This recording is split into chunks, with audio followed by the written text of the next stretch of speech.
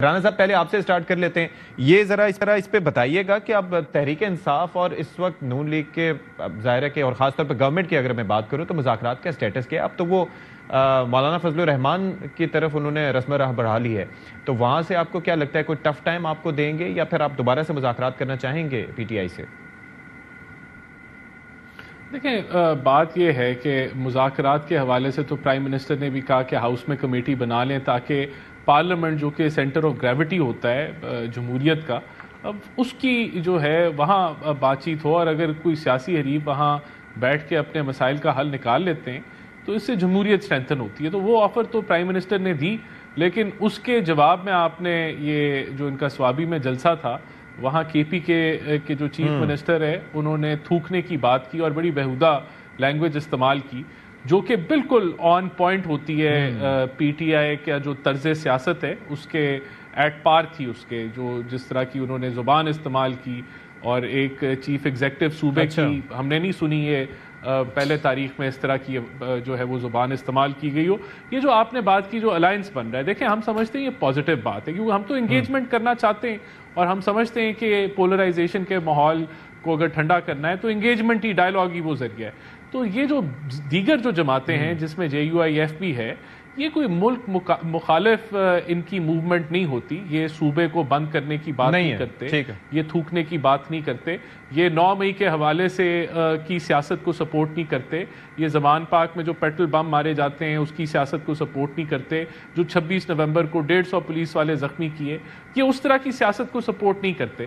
تو اچھی بات ہے کہ جب وہاں یہ بیٹھیں گے تو پی ٹی آئی جو کہ ایک روک جماعت بن چکی ہے اور بالکل ہی عجیب سی لائن اب یہ دینا شروع ہو گئی ہے، جو ملک مخالف لائن ہے، جو یہ باقی اپنے اپوزیشن کے لوگوں کے ساتھ بیٹھے گی تو وہ بھی ان کو سمجھائیں گے کہ بھائی جو آپ کی سیاست ہے وہ کوئی کامیاب سیاست نہیں ہے، ملک کے مفاد کے لیے اچھی سیاست نہیں ہے.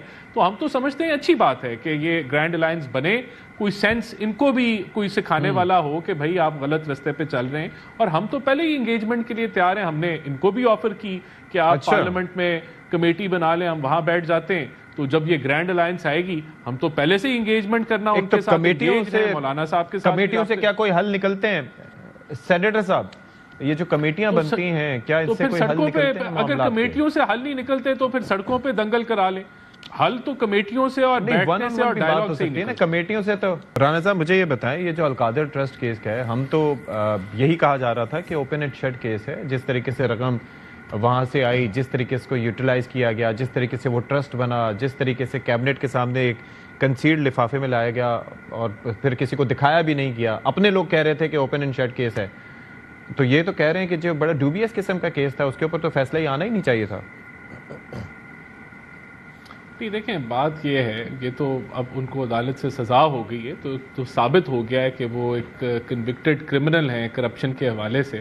ان کی ایکسپیکٹیشن مذاکرات میں جانے سے پہلے یہ تھی کہ اگر یہ مذاکرات میں جاتے ہیں اور جو بھی ان کی خواہش ہے بڑی پرانی درینہ کہ اسٹیبلشمنٹ سے انہوں نے بات کرنی ہے، اس کے ذریعے ان کا خیال تھا کہ شاید ان کو جو ہے وہ مؤخر ہو جائے یہ سزا، یا کوئی ان کی جو ہے وہ کوئی فیوریبل کوئی ججمنٹ آ جائے. لیکن عدالتوں نے اپنا کام کیا اور عدالتوں نے سزا سنا دی. اسی بنیاد پہ یہ لوگ واک آؤٹ کر گئے مذاکرات سے، اپنی دی ہوئی ڈیڈ لائن سے بھی مکر گئے، اس کو شارٹ کیا انہوں نے، اور اس چیز کو سنے بغیر کہ حکومت کا تحریری طور پہ کیا موقف آنا تھا یہ واک آؤٹ کر گئے. کیونکہ ان کا مقصد دیکھیں، یہ پہلے عرصے سے ان کا ایک ہی مقصد ہے، فری عمران خان.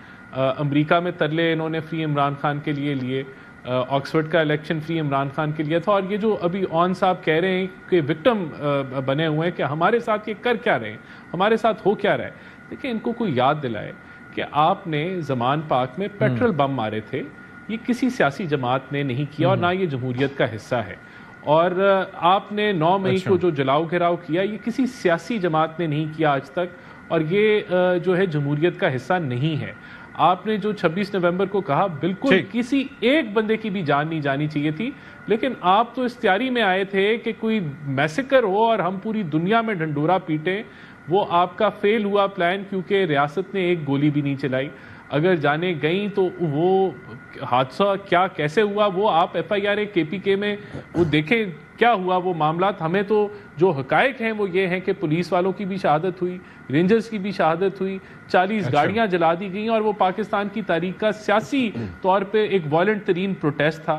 بہرحال ایک بھی جان نہیں جانی چاہیے تھی. آپ لوگوں کی کوشش تھی کہ جائیں اور ہم اس پہ سیاست کریں, تبھی وہ اے آئی جنریٹڈ جو امیجز تھے وہ 1 سیکنڈ میں وہ لانچ ہوئے اور ان کو اسپریڈ کیا گیا, پروپیگنڈا کیا گیا. اس پہ ذرا جواب لے لیتا ہوں تو رانا صاحب میں جواب لے لیتا ہوں. تو وکٹم کارڈ نہ کھیلیں آپ اپنی. اب آپ دیکھیں یہ واحد ایک آخری بات, یہ واحد جماعت ہے جو کہتی ہے کہ ہم صوبوں کے رستے بند کر دیں گے, ہم صوبوں کی. تو یہ اس سیاست کو جو یہ ایک روگ سیاست کی طرف بڑھ چکے ہیں جو پاکستانی مفادات کے خلاف جاری ہے, تو یہ ان کو سوچنا چاہیے کہ اس سے ان کو کیا مل رہا ہے, اس سے پاکستان کو کیا مل رہا ہے, اس سے جمہوریت کو کیا مل رہا ہے. یہ ٹوٹلی طور پہ ڈیریل ہو چکا ہے. I got your point.